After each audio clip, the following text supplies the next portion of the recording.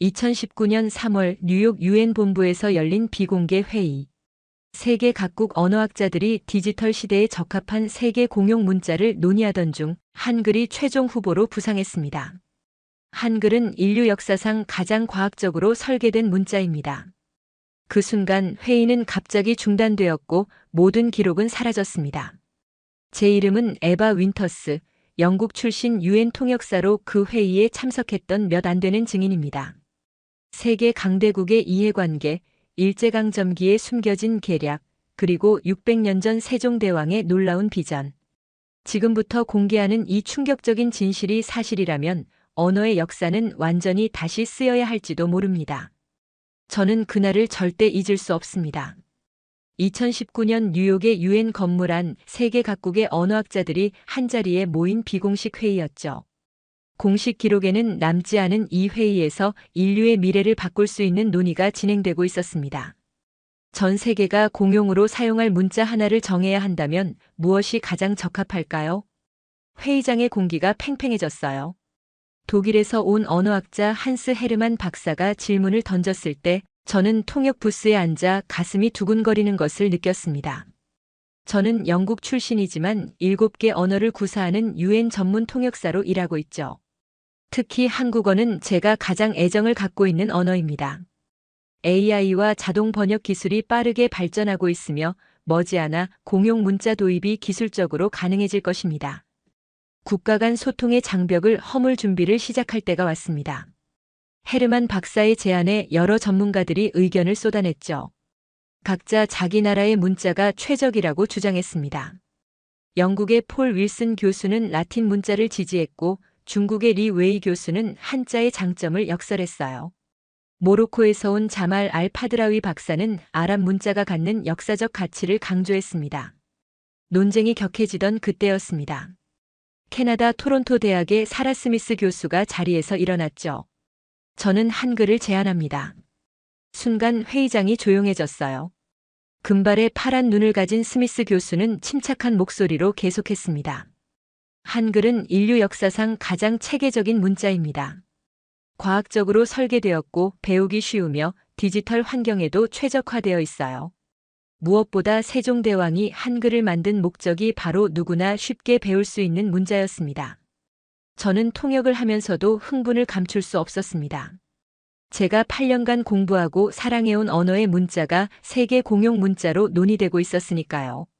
이어지는 스미스 교수의 설명은 더욱 놀라웠습니다.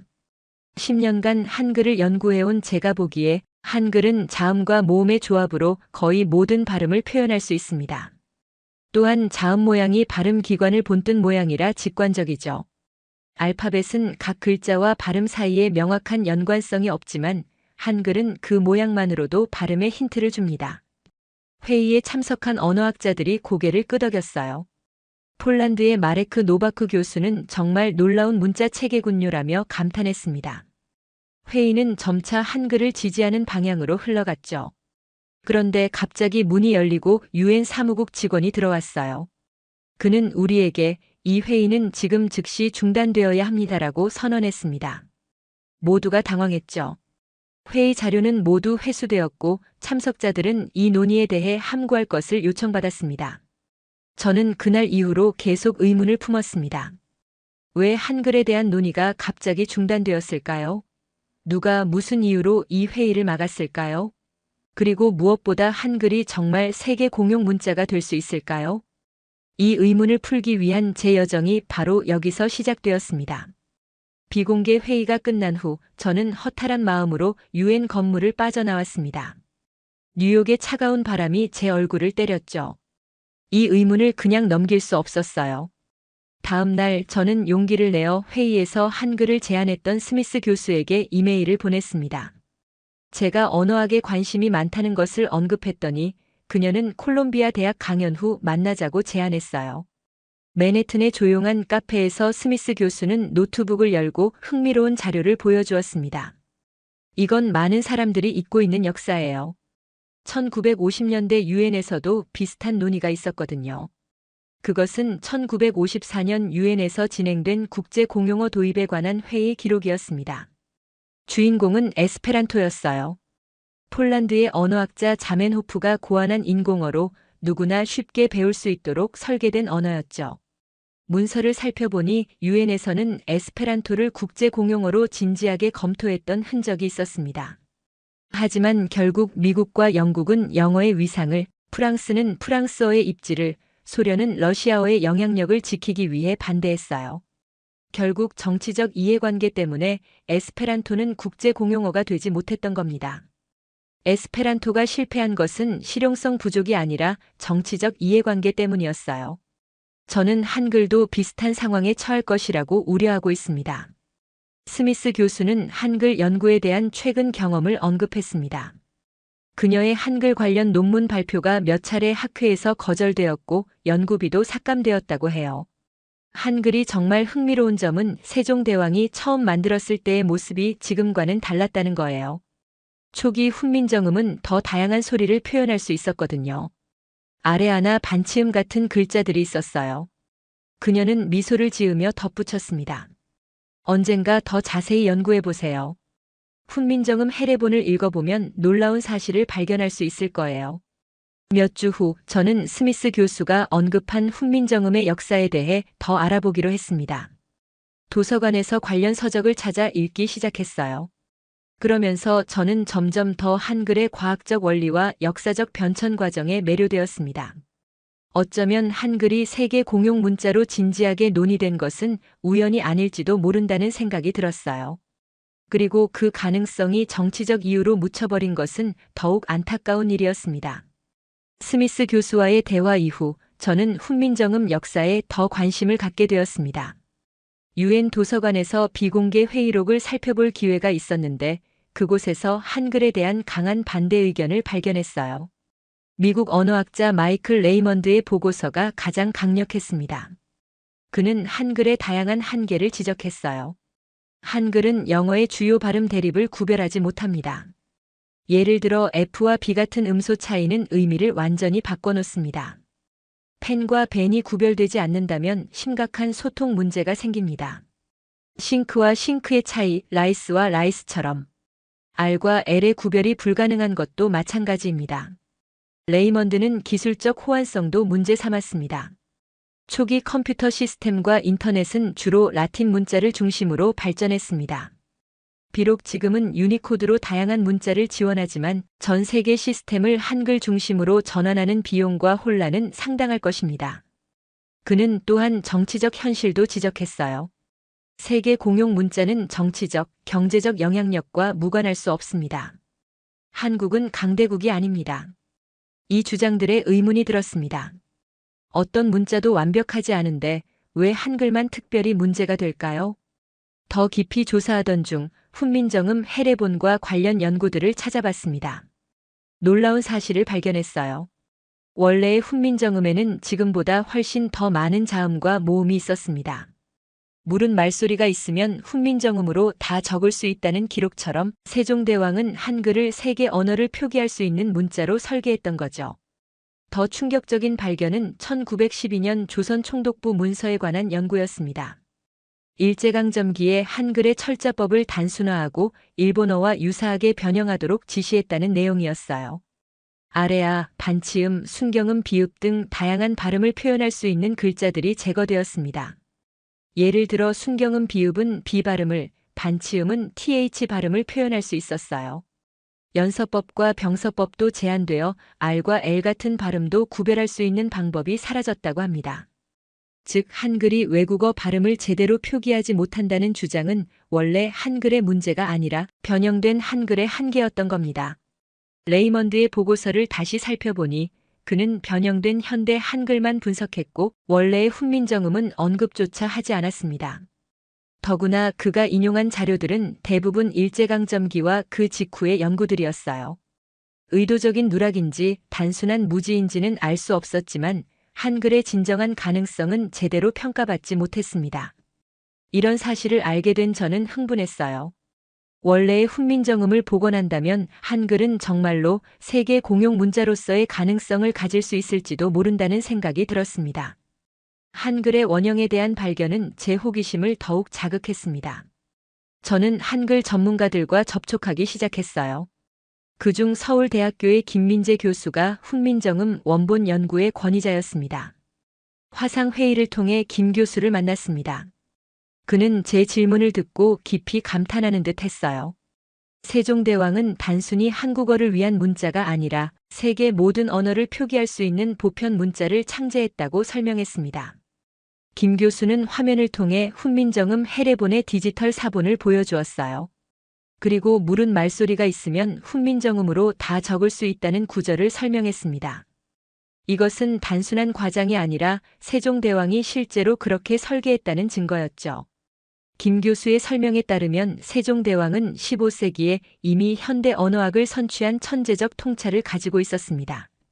그는 단순히 한국어만이 아니라 당시 접할 수 있었던 모든 언어의 발음 체계를 연구했어요. 세종대왕은 명나라 중국어, 일본어, 몽골어, 여진어, 심지어 멀리 위구르어와 페르시아어까지 염두에 두고 한글을 만들었다고 합니다. 15세기 동아시아의 왕이 유라시아 대륙의 언어들을 포괄하는 문자 체계를 구상했다는 사실이 놀라웠어요.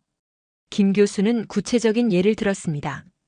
중국어의 성조를 표현하기 위한 방점 체계, 몽골어의 성문 파열음을 위한 특별한 자음, 페르시아어의 특수한 발음을 위한 병서 체계 등이 모두 훈민정음에 포함되어 있었다는 거예요.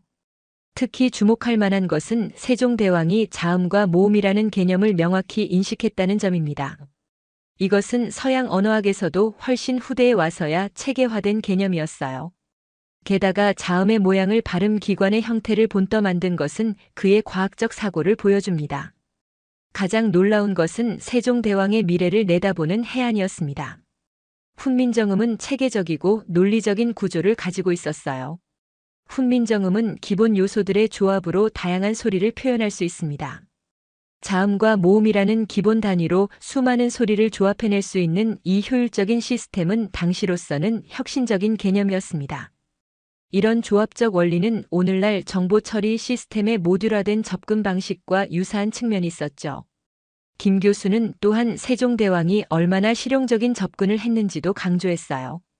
훈민정음은 단순히 이론적으로 완벽한 문자가 아니라 실제로 사람들이 쉽게 배우고 사용할 수 있도록 설계되었다는 거죠.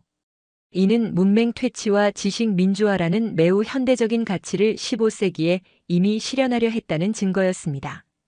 그 결과는 오늘날 한국의 문맹률에서 증명되고 있었어요. 김 교수는 최근 통계를 보여주었습니다. 한국의 문맹률은 놀랍게도 1% 미만으로 세계에서 가장 낮은 수준이었습니다. 반면 영어권 국가인 미국은 약 4%, 프랑스는 약 1에서 2%, 아랍어를 사용하는 국가들은 평균 30% 정도의 문맹률을 보이고 있었어요. 특히 중국은 한자의 복잡성 때문에 약 5%의 문맹률을 나타내고 있었습니다. 이것이 바로 한글의 과학적 설계가 가져온 실질적 결과입니다. 김 교수는 말했어요. 세종대왕이 꿈꾸었던 누구나 쉽게 배울 수 있는 문자라는 목표가 실현된 것이죠.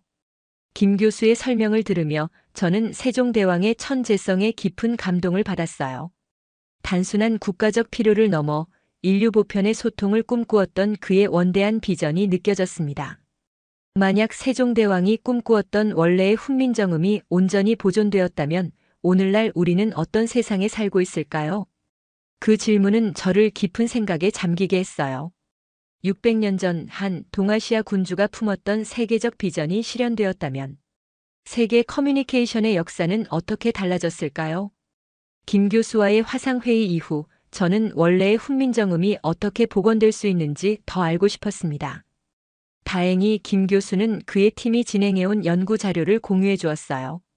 자료를 살펴보니 원래의 훈민정음을 복원하면 레이먼드 박사가 지적했던 모든 한계가 해결될 수 있다는 내용이었습니다. 연구 자료에는 일제강점기 동안 일본이 한글을 변형시킨 과정도 상세히 기록되어 있었어요. 1910년 한일 강제병합 이후 일본은 점진적으로 한국어 사용을 제한했습니다. 1938년에는 학교에서 한국어 교육이 금지되었고 1942년에는 모든 한글 출판물이 금지되었어요. 가장 교묘했던 것은 한글 자체를 변형시키는 정책이었습니다. 조선 총독부는 1912년 보통학교용 언문 철자법을 통해 한글의 복잡한 발음 체계를 단순화했어요. 아레아, 반치음, 순경음비읍 등 세종대왕이 설계한 다양한 글자가 제거되었습니다. 이는 한글의 체계적 우수성을 약화시키고 궁극적으로는 일본어로 대체하기 위한 전략이었다고 해요. 레이먼드 박사가 지적했던 한글의 한계가 실은 의도적인 훼손의 결과였던 겁니다. 김 교수의 연구팀은 원래의 훈민정음으로 국제음성 기호의 거의 모든 발음을 표기할 수 있다고 결론지었습니다. 저는 이 주장을 확인해 보기 위해 제가 아는 여러 언어의 발음을 실험해 봤어요. 프랑스어의 비음화된 모음, 독일어의 음라우트, 스페인어의 트릴, 아랍어의 인두음. 놀랍게도 원래의 훈민정음은 이 모든 것을 표현할 수 있었습니다. 저는 이런 발견에 흥분했어요. 만약 원래의 훈민정음이 그대로 보존되었다면 오늘날 세계 공용 문자로 가장 적합했을지도 모른다는 생각이 들었습니다. 더 중요한 질문이 떠올랐어요. 지금이라도 원래의 훈민정음을 복원해서 활용할 수는 없을까요? 현대 한글이 이미 널리 사용되고 있지만 국제적 소통을 위한 확장된 형태로 원래의 훈민정음을 도입할 수는 없을까요? 세종대왕이 600년 전에 꿈꾸었던 세계를 위한 문자의 비전이 21세기에 새롭게 빛을 발할 수 있을지도 모른다는 희망이 생겼습니다. 원래의 훈민정음이 얼마나 뛰어난 문자 체계인지 알게 된 후 저는 이 발견을 세상에 알리고 싶었습니다. 김 교수의 허락을 받아 저는 유엔에서 제가 배운 내용을 정리한 보고서를 작성했어요. 보고서에서 저는 한글이 국제 공용 문자로서 가진 5가지 핵심 장점을 강조했습니다. 첫째, 학습 용이성입니다. 대부분의 사람들이 24시간 이내에 기본 원리를 이해할 수 있어요. 한국의 1% 미만 문맹률이 이를 증명합니다. 둘째, 음성학적 완전성입니다. 복원된 훈민정음은 세계 거의 모든 언어의 발음을 표기할 수 있어요. 순경음 비읍으로 B 발음을, 반치음으로 TH 발음을 표현할 수 있죠. 셋째, 디지털 친화성입니다. 한글은 디지털 환경에서 효율적으로 처리될 수 있고 유니코드 체계에도 쉽게 통합됩니다. 넷째, 시각적 일관성입니다. 글자 형태가 명확하고 균형감 있어 가독성이 뛰어나요. 다섯째, 문화적 개방성입니다. 한글은 처음부터 다른 언어와 문화를 수용하기 위해 설계되었으며 어떤 언어에도 편향되지 않는 과학적 원리를 기반으로 만들어졌습니다. 하지만 현실적인 도전도 많았습니다. 강대국들의 암묵적 반대는 여전했고 기존 시스템의 전환 비용도 큰 장벽이었어요. 전 세계 교육 시스템, 출판물, 디지털 인프라를 새로운 문자 체계로 전환하는 것은 엄청난 비용과 시간이 필요한 일이었습니다. 그럼에도 불구하고 한글은 특히 인공지능 시대에 주목받는 문자 체계가 되고 있었어요. AI 언어 모델들이 다양한 언어를 처리하는 과정에서 모든 언어를 효율적으로 표현할 수 있는 중간 매개 체계의 필요성이 제기되고 있었기 때문입니다. 한 가지 흥미로운 제안은 한글의 단계적 도입이었습니다. 완전한 전환이 아니라 먼저 국제문서나 다국어 환경에서 보조표기 시스템으로 한글을 활용하는 방안이었어요. 또 다른 가능성은 확장 한글의 개발이었죠. 현대 한글을 유지하면서 국제적 소통을 위한 확장 버전으로 원래의 훈민정음 요소들을 추가하는 방식이었습니다. 결국 한글이 세계 공용 문자로 채택될지는 기술적 우수성뿐만 아니라 정치적, 문화적, 경제적 요소들이 복합적으로 작용할 문제였습니다. 하지만 분명한 것은 세종대왕이 꿈꾼 모든 소리를 담을 수 있는 문자로서의 한글의 잠재력은 이제 세계가 주목하기 시작했다는 점이었어요. 저는 이 여정을 통해 깨달았습니다. 600년 전 한 위대한 왕이 품었던 꿈이 오늘날 세계를 연결하는 다리가 될 수 있다는 것을요. 발견한 내용을 정리한 후 저는 한글을 유엔 회의에서 제안했던 스미스 교수에게 연락을 취했습니다. 이메일에 제가 찾은 자료와 김 교수의 연구 내용을 첨부했어요. 이 연구 결과는 당신의 주장을 뒷받침할 수 있을 것입니다. 원래의 훈민정음이 가진 가능성은 현대 한글의 한계를 훨씬 뛰어넘는 것 같습니다. 놀랍게도 스미스 교수는 즉시 응답을 보내왔습니다. 그녀는 연구 휴가 중이었지만 제 이메일을 보자마자 연락을 취한 것이었어요. 에바 씨, 정말 귀중한 자료를 보내주셔서 감사합니다. 제가 지금 여러 학자들과 함께 한글의 국제적 가능성에 관한 학술 논문을 준비하고 있었어요. 이 내용은 우리 연구에 큰 도움이 될 것 같습니다. 스미스 교수는 몇몇 중요한 언어학 학술지에 논문을 제출할 계획이며 다음 국제 언어학 컨퍼런스에서 발표도 준비 중이라고 했습니다. 이를 통해 학계의 관심을 모아 유엔에서의 논의도 다시 시작할 수 있을 거라는 희망이 있었어요. 언어학적 가치에 대한 학계의 합의가 먼저 이루어져야 정치적 논의도 진전될 수 있을 것입니다. 스미스 교수의 말이 현실적으로 다가왔어요. 한글이 정말 세계 공용 문자가 될 수 있을까요? 솔직히 말하면 단기간 내에 완전한 전환은 불가능할 것입니다. 너무나 많은 정치적, 문화적, 경제적 장벽이 있으니까요. 하지만 제 여정을 통해 배운 것이 있다면 그것은 한글이 가진 무한한 가능성입니다. 원래의 훈민정음이 가진 과학적 원리와 포용성은 디지털 시대에 더욱 빛을 발할 수 있어요. 한글은 국제 커뮤니케이션의 보조도구로 AI 언어 처리의 중간 매개체로 또는 언어학 연구의 새로운 도구로 활용될 수 있을 것입니다. 점진적인 확산이 가능할 수도 있을 것입니다. 몇 주 후 스미스 교수로부터 좋은 소식이 왔습니다. 세계 몇몇 유명 대학의 언어학과에서 그녀의 연구에 관심을 보이고 있었고 한글의 가능성을 탐구하는 국제 연구 그룹이 형성되고 있다는 내용이었어요. 제가 일개 통역사로서 할 수 있는 일은 제한적이지만 이런 변화의 작은 촉매가 되었다는 사실이 기뻤습니다. 세종대왕은 그의 시대를 훨씬 앞서 있었어요. 그는 단지 한 나라의 왕이 아니라 진정한 비전을 가진 인류의 스승이었습니다. 우리가 잃어버린 한글의 가능성을 되찾는다면 그것은 단순히 과거로의 회귀가 아니라 미래를 향한 혁신이 될 것입니다. 세종대왕의 꿈이 21세기에 새롭게 피어날 날을 기대합니다.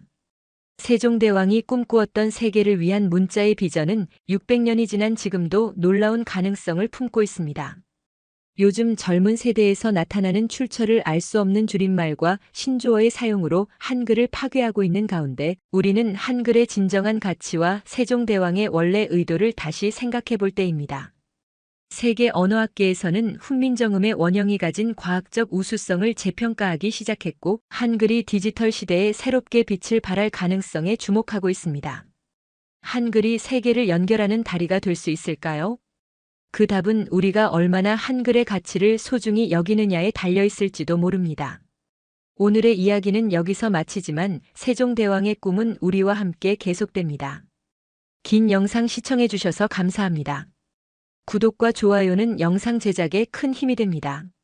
내일은 더 좋은 영상으로 찾아오겠습니다.